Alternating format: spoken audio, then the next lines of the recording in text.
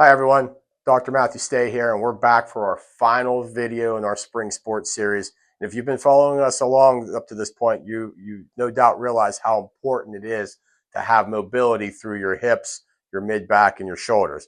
And in this video, we're going to go over some effective mobility and stability drills for those key areas. So first up, we have shoulder mobility, and the three main movements that we like to perform here are extension, abduction, and internal rotation.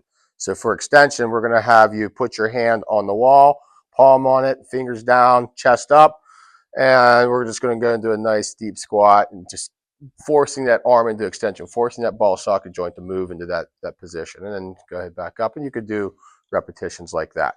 The next one we like to do here for abduction is very simple. You're going to take the arm in question and push it across while using the opposite arm to hook the elbow and pull across. And again, you could do repetitions of that. The last one we want to do here for internal rotation, we're going to use a stick. And our model here is going to take the stick behind his head, grab it, and he's going to use this hand to assist pulling the other hand up into internal rotation. He'll tell you there's a nice good stretch into that shoulder. Again, and these are movements that we're performing because we don't typically do these throughout the course of a day, so it's important that we stretch those muscles out. For shoulder stability, we like to perform what we call halos, and what you're going to do is you're just going to get some weight in your hand. Kettlebells are great for this, and you're simply just going to move the weight around your head and keeping your arm as tight to your head as possible, almost like you're framing your head in a box there.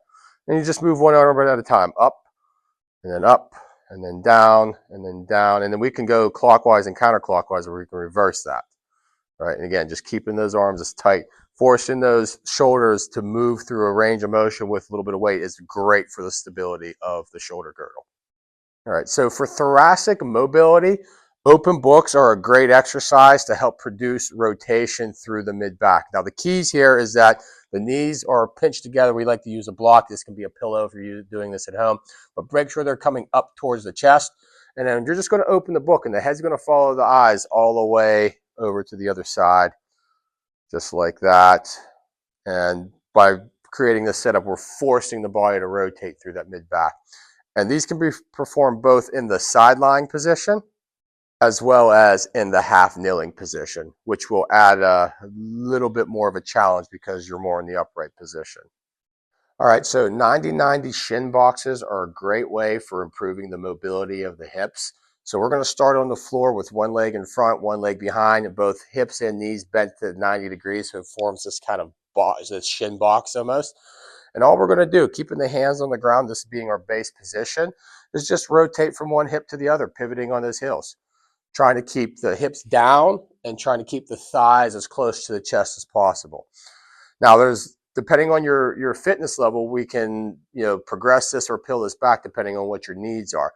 If we wanted to peel this back, we could have him lay on his back, bring his knees and his feet together, and then just slowly swivel his knees from side to side, really feeling that stretch all the way through.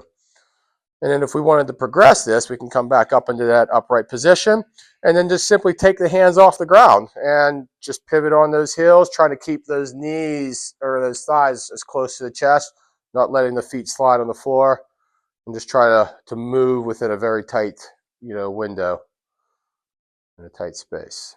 And that's your 90-90 shin box. All right, for our hip stability exercise, we're going to do an oblique sit. So we're going to start in this kind of modified plank position.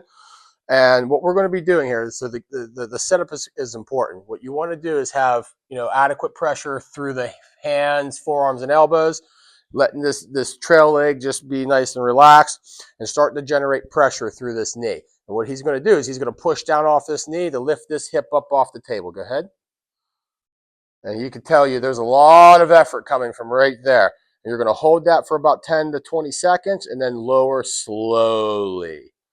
So you think it takes you about 3 seconds, 2 to 3 seconds to bring the hip off the table. You want it to lower it down in about 5 to 6 seconds. Just like that. Nice controlled motion. And he'll tell you that really feels right there. Quality over quantity. And that's your oblique sit. Adding these mobility and stability drills to your warm-up routine can really help improve your flexibility and your power. But if you want to take your game even further this year, chiropractic care at National Pike Chiropractic can help align your spine, improve flexibility, and reduce the risk of injuries. So give us a call today to schedule your tune-up and make this your best season yet. And thank you very much for tuning in to our Spring Sports Series.